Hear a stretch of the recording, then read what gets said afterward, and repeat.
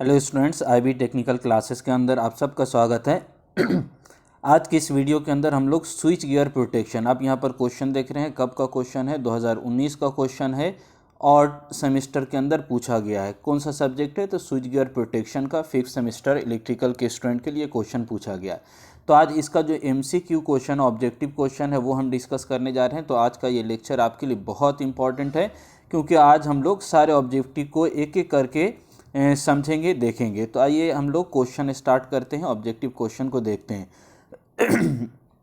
तो first question आपका पूछा गया है। फर्स्ट क्वेश्चन के अंदर पूछा गया है आपसे, ए short circuit current is identified by, यानी शॉर्ट सर्किट करंट को आप किस तरह से आइडेंटिफाई करेंगे, पहचानेंगे। तो पहला ऑप्शन हेवी करंट के रूप में, दूसरा वोल्टेज राइज, वोल्टेज ड्रॉप।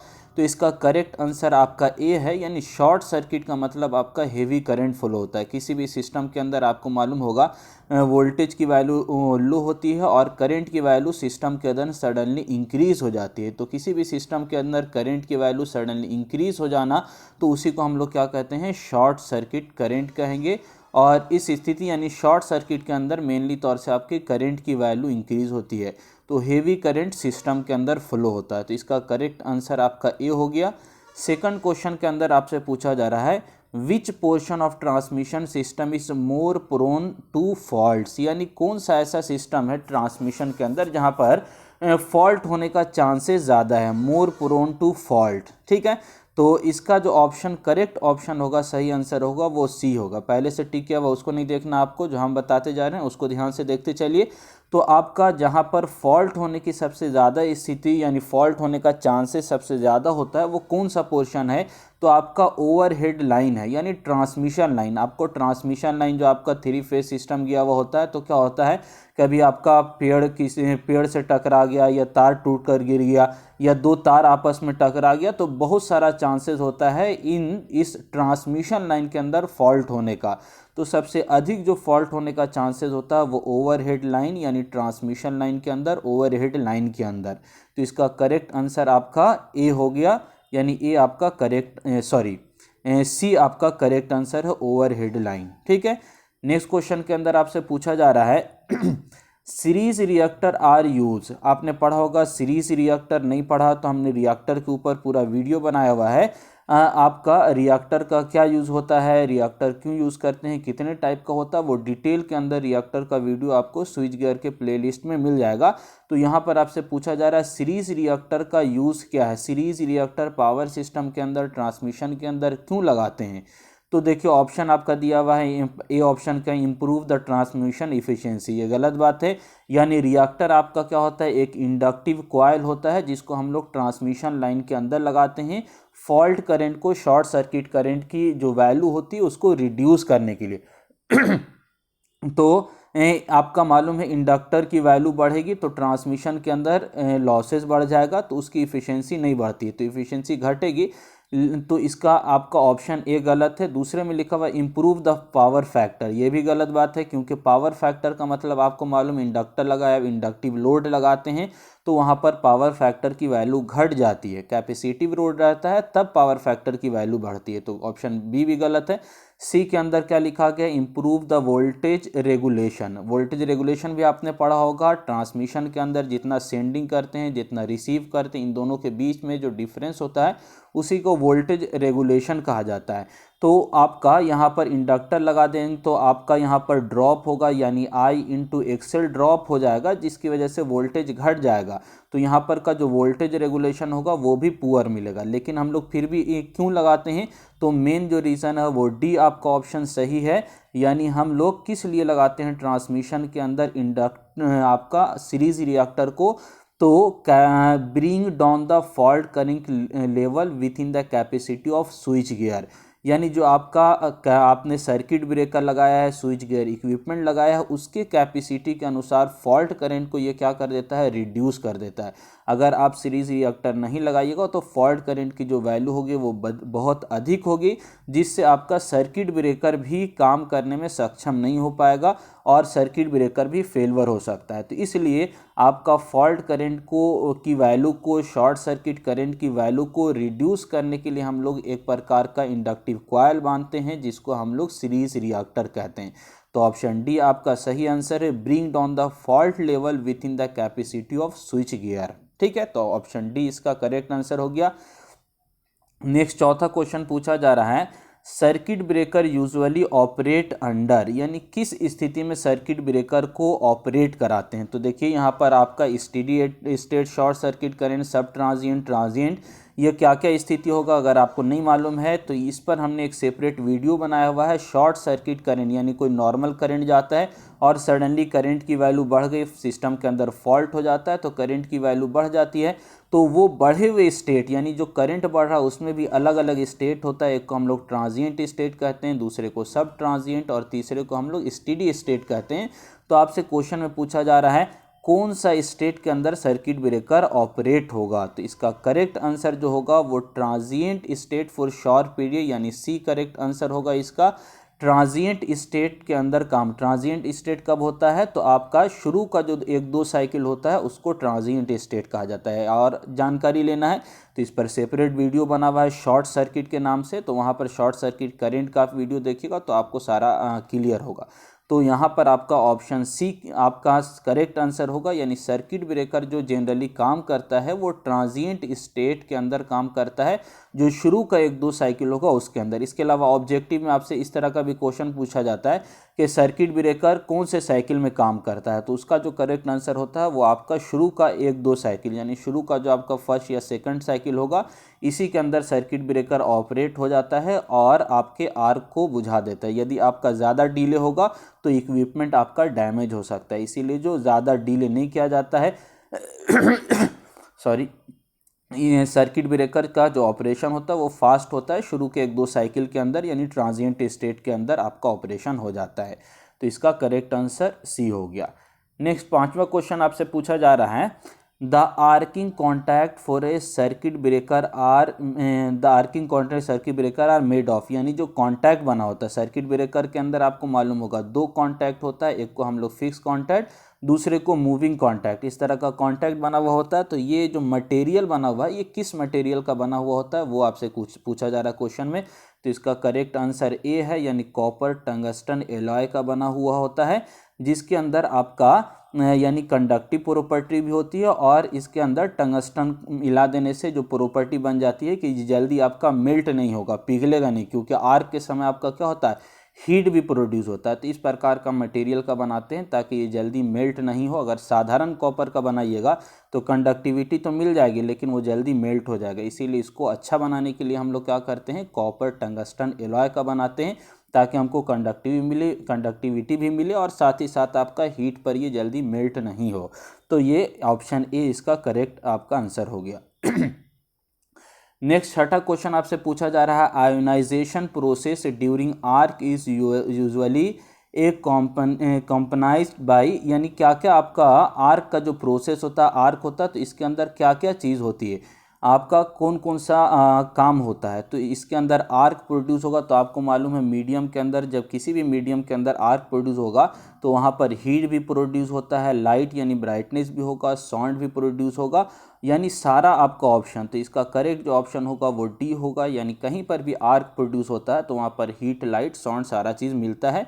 तो option D all of this होगा। आपने कोरोना इफेक्ट पढ़ा होगा, मालूम होगा ट्रांसमिशन के अंदर जब हेवी वोल्टेज होता है तो चारों तरफ का जो मीडियम होता है आयोनाइज हो जाता है। तो यहाँ पर केवल आयोनाइजेशन के अंदर क्या होगा, चारों तरफ हीट भी कुछ आपका प्रोड्यूस होगा, लाइट भी वायलेट कलर आपका ग्लो होगा और साथ ही साथ हीजिंग नॉइस प्रोड्यूस होता है। ठीक है, तो ये कहीं पर भी आयोनाइजेशन होता है तो ये तीनों चीज़ आपको मिलेगा, heat, light and sound.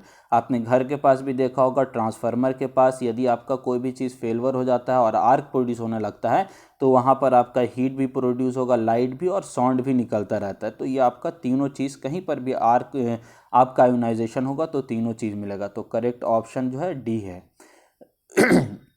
Next question आपसे पूछा गया है, resistance of an electric arc can be increase, यानी किसी आर्क का आपने सेपरेट किया सर्किट ब्रेकर के कॉन्टैक्ट को तो बीच में क्या हो जाता है आर्क प्रोड्यूस हो जाता है। तो तो इस आर्क का रेसिस्टेंस हमको बढ़ाना है। आर्क का रेसिस्टेंस बढ़ेगा तो आर्क बुझेगा। तो आपसे क्वेश्चन में पूछा जा रहा है the resistance of an electric arc can be increase, किस तरह से इस आर्क का रेसिस्टेंस प्रतिरोध को बढ़ा दिया जाए ताकि आर्क आपका जल्दी बुझ जाए। तो डिफरेंट ऑप्शन दिया हुआ है, क्या क्या ऑप्शन है। तो ऑप्शन के अंदर आपका दिया increase the concentration of ionise particle, यानी जितना भी आयोनाइज पार्टिकल है सबको एक जगह जमा कर दिए। तो आयोनाइज पार्टिकल को जमा कीजिएगा तो रेसिस्टेंस बढ़ेगा नहीं बल्कि रेसिस्टेंस की वैल्यू घट जाएगी। तो आयोनाइज पार्टिकल को एक जगह पर जमा नहीं होने देना है।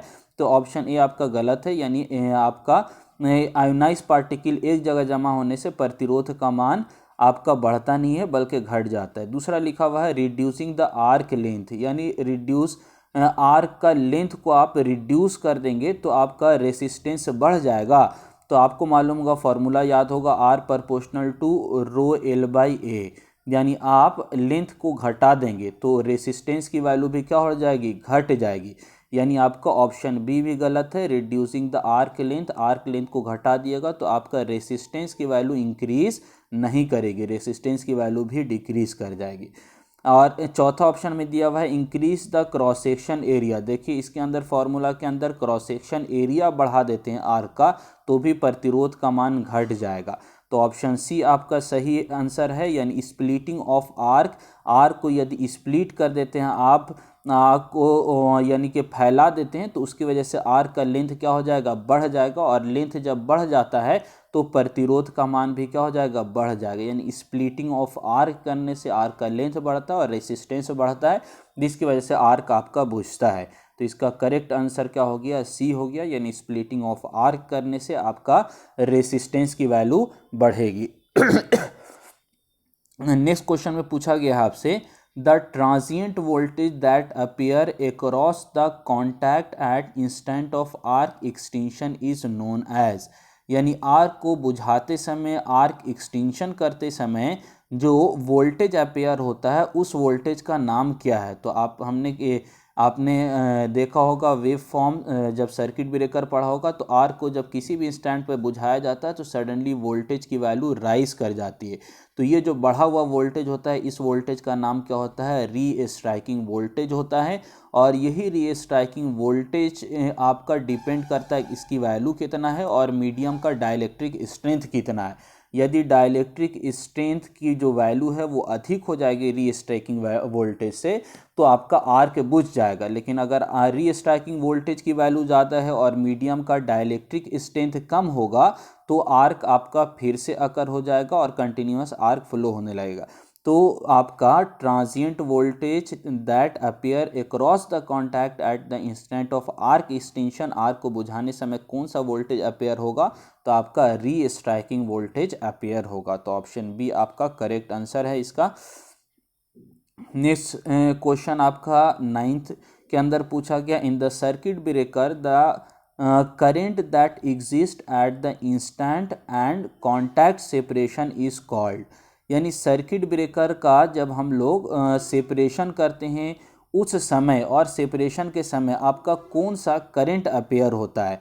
तो इसके अंदर देखिए करंट जो अपेयर होगा ऑप्शन के अंदर दिखा गया है restriking current, breaking current, arc current, recovery current. तो इसका सही जो आंसर होगा वो सी होगा। क्यों होगा सी, क्योंकि क्वेश्चन में आपसे केवल क्या है, एग्जिस्ट एट द इंस्टेंट, यानी in the circuit breaker the current that exist at the instant and contact separation, यानी कॉन्टैक्ट सेपरेट हो रहा है या कॉन्टैक्ट सेपरेट हुआ उस समय कौन।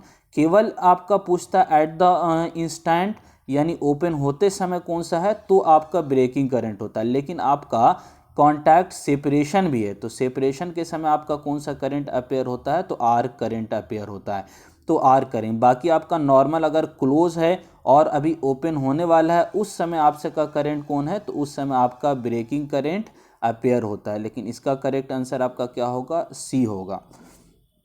नेक्स्ट क्वेश्चन आपसे पूछ रहा है bulk oil circuit breaker can be used for voltage up to, यानी बल्क ऑयल सर्किट ब्रेकर कितने रेंज तक, कितने वोल्टेज तक आपका क्या होगा, यूज़ किया जाएगा। तो इसका करेक्ट आंसर सी होता है, यानी 33 kV तक आपका बल्क ऑयल सर्किट ब्रेकर को हम लोग यूज़ कर सकते हैं, वहाँ तक वोल्टेज की वैल्यू वो सह सकता है। ठीक है, नेक्स्ट क्वेश्चन आपका क्या है, नेक्स्ट क्वेश्चन आपका पूछ रहा है during the arc extinction SF6 gets, यानी अगर आपका सर्किट ब्रेकर है और इसके अंदर SF6 गैस भरा हुआ है तो आपका जब सर्किट ब्रेकर का कॉन्टैक्ट ओपन होगा तो ये SF6 का क्या होगा, ये तो क्या होता है डिकम्पोज होता है, ये टूटता है किसके अंदर, SF4 और SF2 के अंदर टूट जाता है। तो इसका करेक्ट आंसर ए होगा। नेक्स्ट क्वेश्चन आपसे पूछा गया है breaking capacity of a circuit breaker usually express, किस में दर्शाया जाता है, ब्रेकिंग कैपेसिटी। ठीक है, ब्रेकिंग करंट नहीं पूछ रहा है, क्या पूछ रहा है, ब्रेकिंग आपकी कैपेसिटी पूछ रहा है। तो सर्किट ब्रेकर का जो ब्रेकिंग कैपेसिटी होता है वो MVA, ठीक है, मेगा वोल्ट एम्पियर के अंदर दर्शाया जाता है। तो करेक्ट आंसर इसका ए होगा। अगर आपका ब्रेकिंग करंट पूछता तो आपका किलो एम्पियर आपका करेक्ट आंसर होता।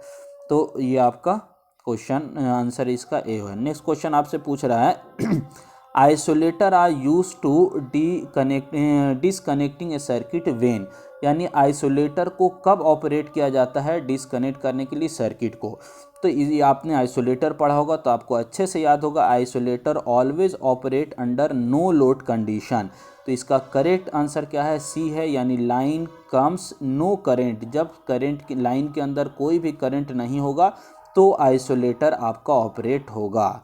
इसका आपका क्वेश्चन बैंक के अंदर ए दिया हुआ है, लेकिन आपका ए करेक्ट आंसर नहीं है, सी करेक्ट आंसर है। आप इसको कहीं बुक से, स्टैंडर्ड बुक से भी रिफ़र कर सकते हैं, देख सकते हैं।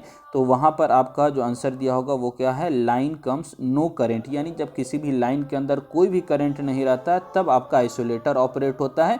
और ये भी आपको पता होगा कि नो करंट कब होगा, जब हम किसी भी सिस्टम के अंदर क्या करते हैं, सर्किट ब्रेकर लगा होता है, पहले हम लोग सर्किट ब्रेकर को ऑपरेट करा लेते हैं, बाद में आइसोलेटर को। जब सर्किट ब्रेकर ऑपरेट करा दीजिएगा तो कोई भी करंट नहीं होगा, उसके बाद आइसोलेटर को ऑपरेट कराइएगा।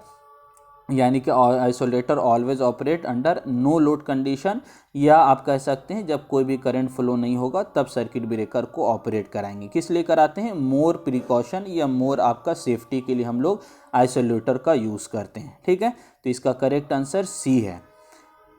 नेक्स्ट क्वेश्चन लिखा गया प्राइमरी फंक्शन ऑफ फ्यूज़, यानी पहला काम क्या है फ्यूज़ का। देखिए इसके अंदर जो ऑप्शन ए बी दिया हुआ है ये सारा फ्यूज़ का काम है, यानी सर्किट को ओपन भी करता है, ये प्रोटेक्ट एप्लायंसेज, यानी एप्लायंसेज को आपका उपकरण को बचाता भी है, प्रोटेक्ट लाइन को बचाता है। लेकिन इसका जो करेक्ट आंसर है वो डी है, क्योंकि क्वेश्चन में आपसे क्या पूछ रहा है, प्राइमरी फंक्शन, यानी पहला काम, प्राथमिक काम फ्यूज़ का क्या है। तो प्राथमिक काम, फर्स्ट काम जो फ्यूज़ का होगा वो क्या होगा, prevent excessive current flow through the circuit, यानी सर्किट के अंदर अधिक करंट फ्लो होने से प्रिवेंट करता है, बचाता है। जैसे ही अधिक करंट होने लगेगा तो क्या होगा, आपका फ्यूज़ आपका हीट होने लगेगा, मेल्ट हो जाएगा, पिघल जाएगा। उसके बाद फिर आपका सर्किट ब्रेकर ओपन होगा, फिर एप्लायंसेस बचेगा, ये सब सेकेंडरी चीज़ हुआ। लेकिन प्राइमरी चीज़ क्या है, तो प्राइमरी चीज़ आपका सर्किट ब्रेकर प्रिवेंट करेगा, बचाएगा किससे, एक्सेसिव करंट फ्लो होने से। अधिक करंट सर्किट अगर फ्यूज़ लगा हुआ है तो अधिक करंट को फ्लो नहीं होने देगा। तो इसका करेक्ट आंसर है डी। नेक्स्ट आपका क्वेश्चन पूछ रहा है protective relay can be designed to respond to, यानी प्रोटेक्टिव रिले किस चीज़ पर रिस्पॉन्स करता है, किस चीज़ के लिए यूज़ किया जाता है। तो ऑप्शन ए के अंदर दिया हुआ है लाइट इंटेंसिटी, प्रकाश की तीव्रता, टेम्परेचर, वोल्टेज या करेंट। तो इसका करेक्ट आंसर डी है, यानी आपका सारा चीज़ पर क्या करता है, ये प्रोटेक्टिव रिले काम करता है। चाहे करंट की वैल्यू राइज करे या वोल्टेज इंक्रीज करे या आपका लाइट इंटेंसिटी हो, टेम्परेचर हो, मैग्नेटिक फील्ड हो, तो आपका जो प्रोटेक्टिव रिले होता है बहुत सारी प्रॉपर्टी पर, आपका क्वांटिटी पर डिपेंड करता है, इसीलिए इसका करेक्ट आंसर डी होगा। यानी ऊपर में जितना भी क्वांटिटी है सब पर आपका प्रोटेक्टिव रिले डिज़ाइन किया जाता है, बनाया जाता है। ये डिपेंड करता है किस टाइप का आपका रिले है, कौन से क्वांटिटी पर काम करेगा, लेकिन रिले हर प्रकार का बनाया जाता है। नेक्स्ट क्वेश्चन आपसे पूछ रहा है over current protection respond to, यानी ओवर करंट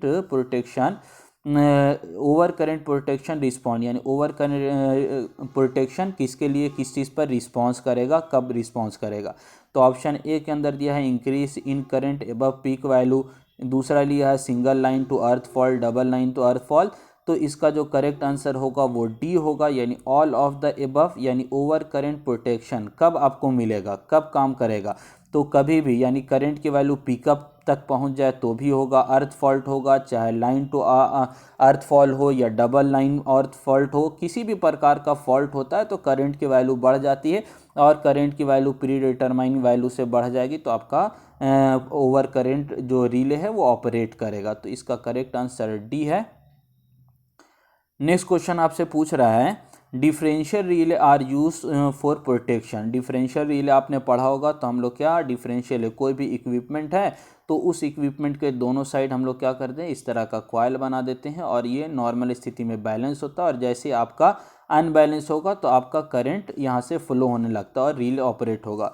तो आपसे पूछ रहा है डिफरेंशियल रिले क्या होगा, किस चीज़ के प्रोटेक्शन के लिए यूज़ किया जाता है। तो internal fault, over current flow, for reverse current और रिवर्स पावर, ये तो इसका करेक्ट आंसर ए है। यानी डिफरेंशियल रिले जो होता है वो इंटरनल फॉल्ट के लिए यूज़ किया जाता है, क्योंकि ये वाला जो वायर होता है इसको पायलट वायर कहते हैं। अगर आप ट्रांसमिशन के अंदर यूज़ कीजिएगा तो ये पायलट वायर आपका क्या बहुत ज़्यादा लंबा हो जाएगा और अनइकोनॉमिकल हो जाएगा, इसीलिए एक्सटर्नल फॉल्ट के लिए हम लोग डिफरेंशियल रिले का उपयोग नहीं करते हैं। आपका ट्रांसफार्मर का इंटरनल फॉल्ट हो या अल्टरनेटर का इंटरनल फॉल्ट हो, तो किसी भी इक्विपमेंट के इंटरनल फॉल्ट के लिए आपका क्या होता है, डिफरेंशियल रिले यूज़ किया जाता है। तो इसका करेक्ट आंसर ए हो गया। नेक्स्ट आपका क्वेश्चन पूछ रहा है बेसिकली ए लाइटिंग अरेस्टर। लाइटिंग अरेस्टर क्या होता है, बेसिकली इसका काम क्या होता है, तो ये सर्ज डाइवर्टर होता है, यानी ऑप्शन बी आपका करेक्ट आंसर है। तो हम लोग कोई भी लाइटनिंग अरेस्टर इस तरह का बना होगा, आपने पढ़ा होगा, तो लाइटनिंग अरेस्टर के अंदर अर्थ ग्राउंड कर देता है। आपका लाइन लगा हुआ है, यहाँ पर आपका लाइटनिंग आएगा यानी बिजली गिरेगा तो उसको पकड़ कर ये क्या कर देगा, अर्थ कर देता है, आगे लाइन या इक्विपमेंट को बचा लेता है। तो ये एक तरह से पाथ को डाइवर्ट करके अर्थ तक लेके चला जाता है, इसीलिए इसका नाम क्या होता है, सर्ज डाइवर्टर, यानी सर्ज को, लाइटनिंग को डाइवर्ट कर देता है और अर्थ की तरफ भेज देता है। तो ऑप्शन बी इसका करेक्ट आंसर है। लाइटनिंग अरेस्टर एक प्रकार का सर्ज डाइवर्टर होता है।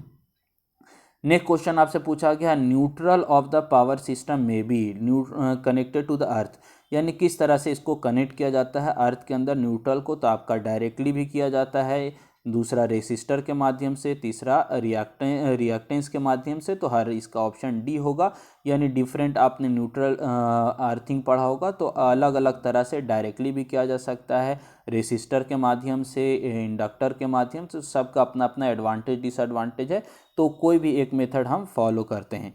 तो इसका ऑप्शन डी हो गया। नेक्स्ट क्वेश्चन आपसे पूछा गया है which of the following equipment is not install in A sub station. इसके अंदर कौन सा उपकरण है जो सब स्टेशन के अंदर आपका उपयोग नहीं किया जाता है, इंस्टॉल नहीं किया जाता है। तो आपका देखिए पावर ट्रांसफार्मर, तो आपने सब स्टेशन देखा होगा तो मालूम है ट्रांसफार्मर लगा हुआ होता है। दूसरा लाइटनिंग अरेस्टर तो हर जगह लगाते हैं लाइटनिंग से प्रोटेक्ट करने के लिए। नीचे में दे शंट कैपेसिटर, आपका शंट कैपेसिटर भी हम लोग सब स्टेशन के अंदर लगाते हैं पावर फैक्टर को इम्प्रूव कराने के लिए। तो आपका बचा कौन, एक्साइटर। तो एक्साइटर का उपयोग हम लोग सब स्टेशन के अंदर नहीं करते हैं। एक्साइटर का उपयोग कहाँ किया जाता है, तो पावर प्लांट के अंदर जहाँ पर अल्टरनेटर होगा वहाँ पर एक्साइटर लगाते हैं, फील्ड वाइंडिंग को एक्साइट करने के लिए, उत्तेजित करने के लिए। तो आपका पावर प्लांट के अंदर एक्साइटेशन का उपयोग किया जाता है, एक्साइटर का। सब स्टेशन के अंदर एक्साइटर का उपयोग नहीं किया जाता है। तो आपसे पूछ रहा था कौन आपका इक्विपमेंट है जो सब स्टेशन के अंदर नहीं उपयोग किया जाएगा, इंस्टॉल नहीं किया जाएगा। तो करेक्ट आंसर इसका सी है, यानी एक्साइटर का उपयोग नहीं किया जाएगा। तो आपको ये सारा ऑब्जेक्टिव बहुत अच्छे से क्लियर हो गया होगा।